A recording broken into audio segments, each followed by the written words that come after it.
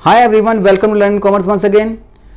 Today we are going to discuss the second part of the ratio analysis, that is solvency ratios, जिसके अंदर date equity ratio, proprietary ratio और साथ साथ interest coverage ratio के फॉर्मूले, उसके supporting फॉर्मूले और साथ साथ उसके जुड़े हुए न्यूमेरिकल्स आज हम करने जा रहे हैं।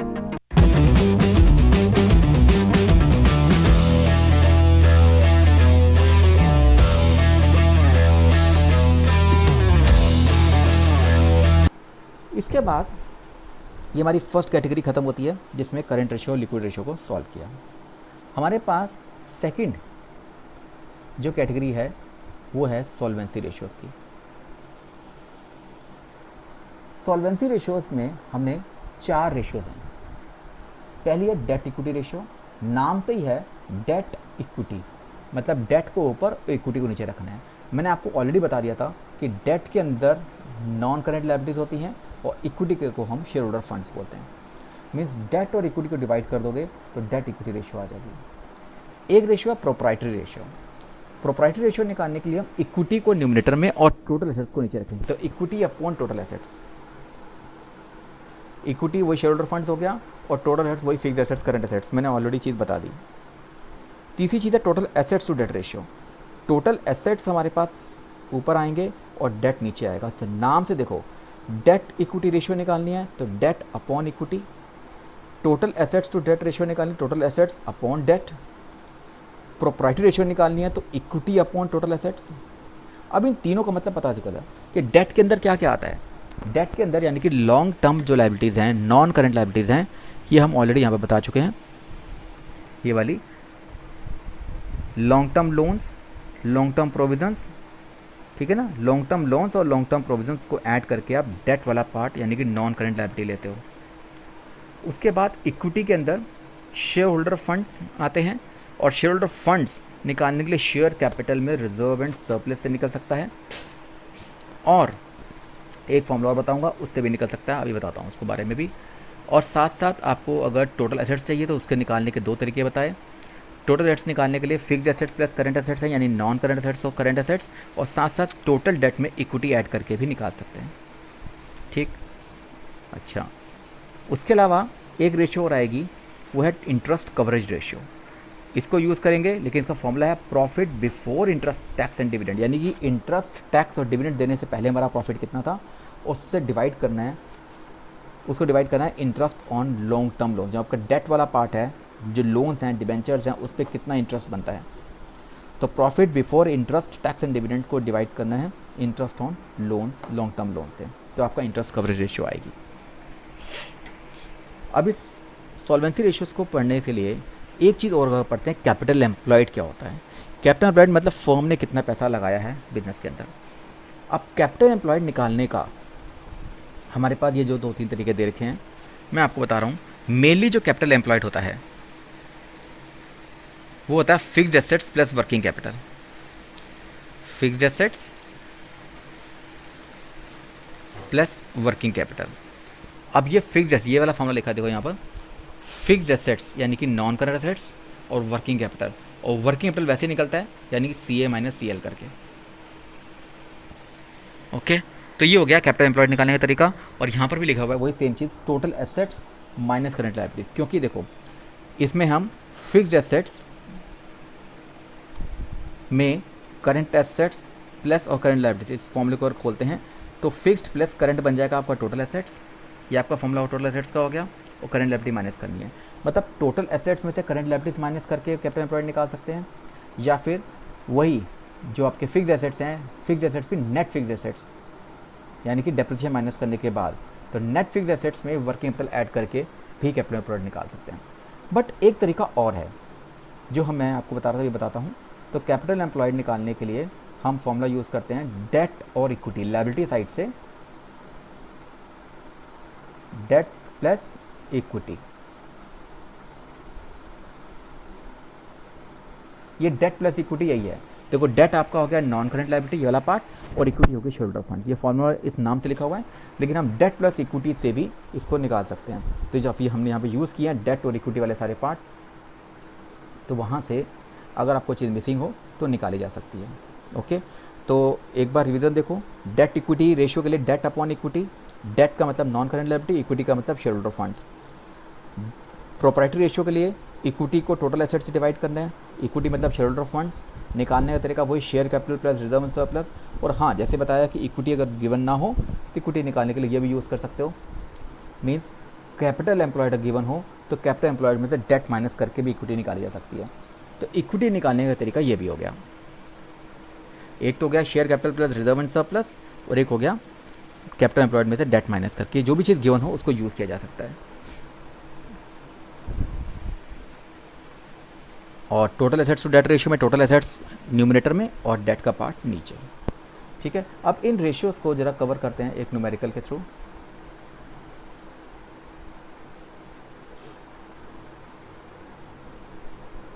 आपको देखो, ये हमारा क्वेश्चन नंबर 8 पहले लिखा हुआ है। डेट इक्विटी रेशियो निकालनी है। टोटल एसेट्स गिवन है, टोटल डेट गिवन है और करंट लायबिलिटी गिवन है। मैंने आपको जो फॉर्मूला बताया था अभी उसको यूज़ करते हैं कि टोटल डेट का फॉर्मूला बताया था डेट प्लस करंट लायबिलिटी, ये भी फॉर्मूला लिख के दिया। टोटल डेट गिवन है 2,50,000 और करंट लायबिलिटी गिवन है 80,000। मतलब अगर टोटल डेट आपका फॉर्मूला होता है डेट प्लस करंट लायबिलिटी, तो डेट निकालने के लिए क्या यूज़ करेंगे हम, टोटल डेट में से करंट लायबिलिटी माइनस कर देंगे। ये वहाँ पर किया हुआ है। तो टोटल डेट आपको दे रखा है 2,50,000 और करंट लायबिलिटी गिवन है 80,000, माइनस करके आपका 1,70,000 हो गया डेट का पार्ट। ये आपका 1,70,000 हो गया। उसके बाद इक्विटी चाहिए। इक्विटी के लिए मैंने फॉर्मूला बताया आपको, फॉर्मूला लिख के दिया था total assets is equal to total debt plus equity. अगर इक्विटी ना हो तो यहाँ से निकाली जा सकती है। टोटल एसेट्स आपके पास गिवन है, मीन्स 3,50,000। टोटल डेट भी गिवन है आपके पास 2,50,000 और इक्विटी यहाँ से निकल आएगी। तो इक्विटी सॉल्व करके आ गई यहाँ पर 1,00,000 रुपीज़। ठीक है, इक्विटी हो गई और डेट हो गया। तो सिंपल डेट इक्विटी रेशियो निकालनी है तो डेट अपॉन इक्विटी। डेट है 1,70,000, इक्विटी है 1,00,000, डिवाइड किया तो आपका 1.7:1 आंसर हो गया। ये आपका डेट इक्विटी रेशियो निकालने के लिए कोई मिसिंग फिगर हो तो इन तरीके से आपको निकाली जा सकती है। अब एक क्वेश्चन और देखो जिसमें ये चीज़ें गिवन है, share capital, reserves, profit and loss account, current assets, net profit after tax, preference share capital, debentures, loans वगैरह सब गिवन है। और 3 रेशियो जो मैंने आपको सॉल्वेंसी रेशियो बताई हैं, एक डेट इक्विटी रेशियो, एक प्रोप्राइटरी रेशियो और इंटरेस्ट कवरेज रेशियो आपको फाइंड आउट करनी है। अब इन चीज़ों में डायरेक्ट आइटम्स बस ऐड करनी है। देखो आपके पास पहले डेट इक्विटी रेशियो निकालनी है, तो डेट अपॉन इक्विटी।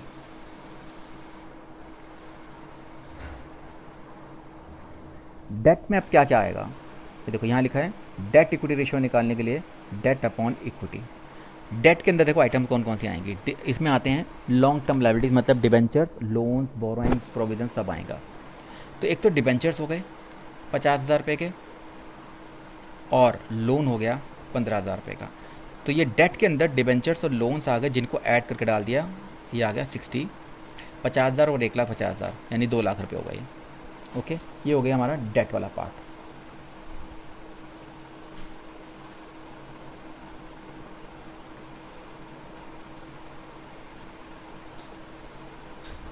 ये हो गया डेट। अब लेना है इक्विटी। इक्विटी में क्या क्या आएगा, शेयर कैपिटल दोनों, चाहे इक्विटी हो या प्रेफरेंस हो, और reserve and surplus. Equity share capital 2,00,000, preference share capital 1,80,000। ये दोनों तो हमारे पास हो गए शेयर कैपिटल का पार्ट। मीन्स इक्विटी में शेयर कैपिटल दोनों आनी है, इक्विटी शेयर कैपिटल भी, प्रेफरेंस शेयर कैपिटल भी। साथ में रिजर्व्स एंड सरप्लस। रिजर्व्स के अंदर दे रखे हैं आपके कैपिटल रिजर्व्स और सरप्लस में दे रखा है प्रॉफिट एंड लॉस अकाउंट। तो रिजर्व्स का पार्ट हो गया 40,000 रुपये और सरप्लस का पार्ट हो गया 1,00,000 रुपये। ये सारा पार्ट हो गया इक्विटी का। ये जो टिक लगा दिए, यानी कि ये आपका ऊपर आ गया 2,00,000 रुपये और नीचे आ गया इन सबको ऐड करके 5,20,000। सॉल्व किया तो आपका आंसर 0.38:1 बन गया डेट इक्विटी रेशियो। ये तो हो गया डेट इक्विटी रेशियो निकालने के लिए। दूसरी रेशियो निकाली प्रोप्राइटरी रेशियो, जिसका फॉर्मूला होता है equity upon total assets. Equity upon total assets. Equity हम ऑलरेडी निकाल चुके हैं, देखो यहाँ पे पिछले पार्ट में निकाला हमने इक्विटी निकला था हमारा, सारी चीज़ें ऐड करके equity share capital, preference share capital, capital reserve और रिजर्व सरप्लस सबको ऐड करके 5,20,000 हमने निकाल दिया। तो ये तो 5,20,000 ऑलरेडी आ चुका है इक्विटी वाला पार्ट। अब आता टोटल एसेट्स की बात। टोटल एसेट्स कहाँ से आएंगे? टोटल एसेट्स आपके पास होते हैं फिक्स्ड एसेट्स और करंट एसेट्स। ये आपको गिवन है यहाँ पर, देखो 4,20,000 फिक्स्ड एसेट्स और करंट एसेट्स 3 लाख। तो 4,20,000 fixed assets, current assets 3 lakh, दोनों को ऐड करके 7,20,000। Simple, equity upon total assets को डिवाइड किया, आपका आंसर आ गया 0.72, जिसको 72% भी लिख सकते हैं। ये हो गया प्रॉपर्टी रेशियो। अब आती है तीसरी रेशियो जो है interest coverage ratio. Interest coverage ratio का फॉर्मूला था, मैं आपको यहाँ से दोबारा बता रहा हूँ। जो इंटरेस्ट कवरेज रेशियो का न्यूमेरिकल है ये, इसका फॉर्मूला था नेट प्रॉफिट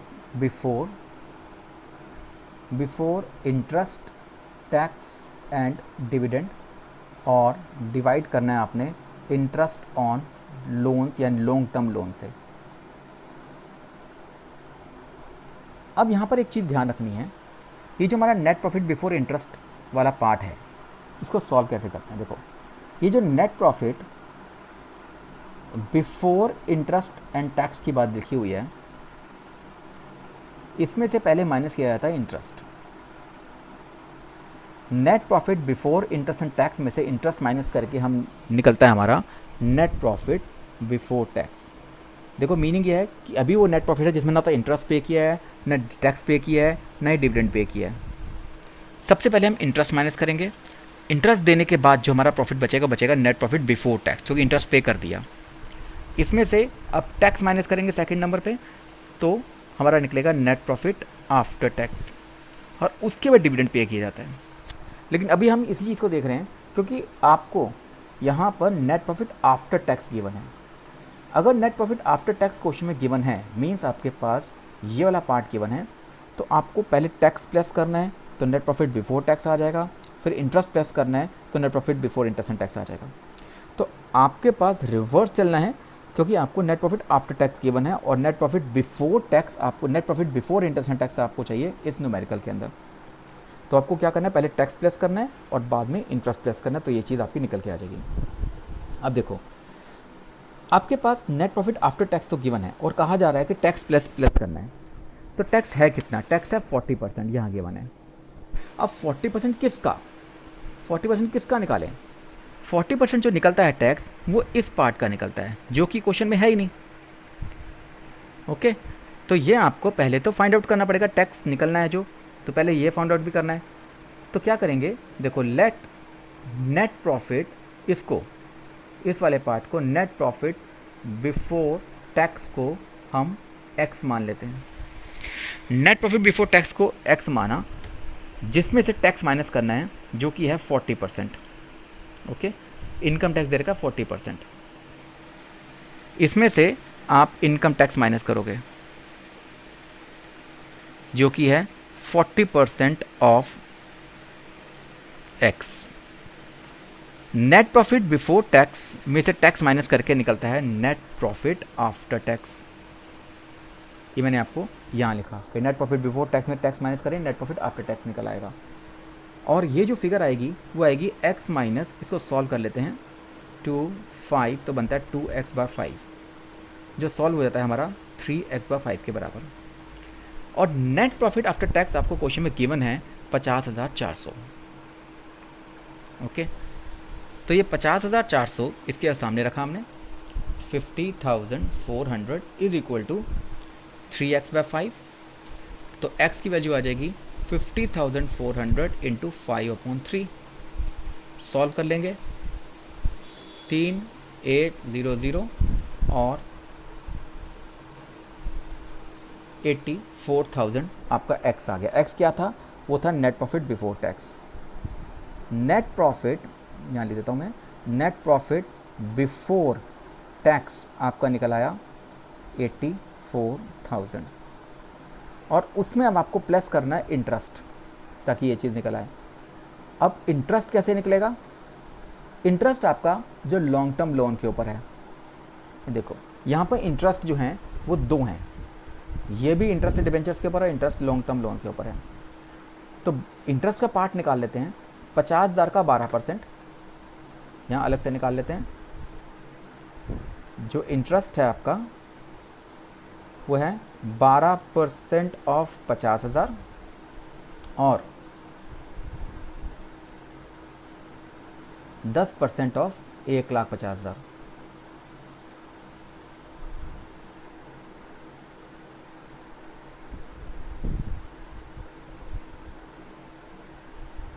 ओके,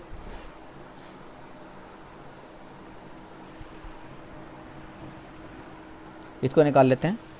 12% ऑफ 50,000 होता है हमारा 6,000 और इसका होता है 15,000, तो टोटल इंटरेस्ट हो गया 21,000। अब इसमें आप 21,000 प्लस कर दोगे तो आपका आ जाएगा net profit before interest and tax, जो कि बन गया 1,05,000।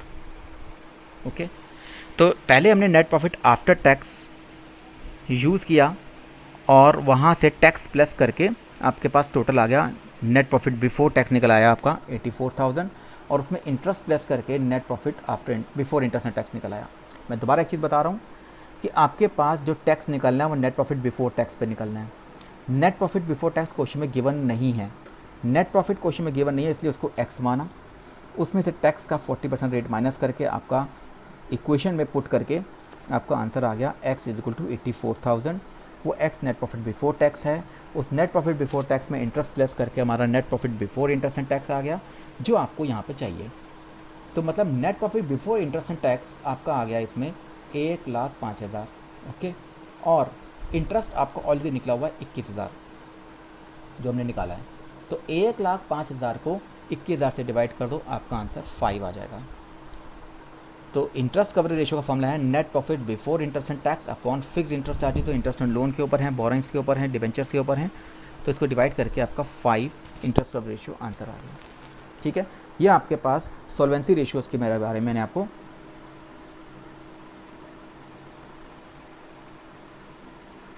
जो जितनी भी रेशियो सॉल्वेंसी रेशियोज़ की थी,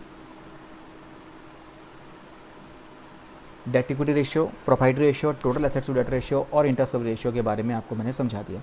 अभी इसका हमने total assets to debt ratio का क्वेश्चन नहीं किया था, लेकिन कोई बड़ी बात नहीं, क्योंकि आपको टोटल एसेट्स और डेट चाहिए। उस क्वेश्चन में टोटल एसेट्स भी थे और डेट भी था, डिवाइड करके आपका आंसर आ जाता है। तो हमने अभी आज की क्लास में इस लिक्विडिटी रेशियोज़ और सॉल्वेंसी रेशियोज़ के क्वेश्चन सॉल्व किए। नेक्स्ट क्लास में मैं आपको बची हुई 2 कैटेगरीज जो हैं, ये वाली टर्नओवर रेशियोज़ और प्रॉफिटेबिलिटी रेशियोज़, इसके न्यूमेरिकल सॉल्व कराऊंगा। ओके, तो आज इस क्लास के लिए इतना ही, जिसमें हमने लिक्विडिटी रेशियोज़ और सॉल्वेंसी रेशियोज़ कवर कर ली हैं। नेक्स्ट क्लास के अंदर बची हुई 2 रेशियोज़, टर्नओवर रेशियोज़ और प्रॉफिटेबिलिटी रेशियोज़ को कवर करेंगे, और जिससे हमारा चैप्टर ख़त्म होगा। तो stay connected with learn and commerce and thank you for this class and wait for next lecture. Stay connected. Thank you.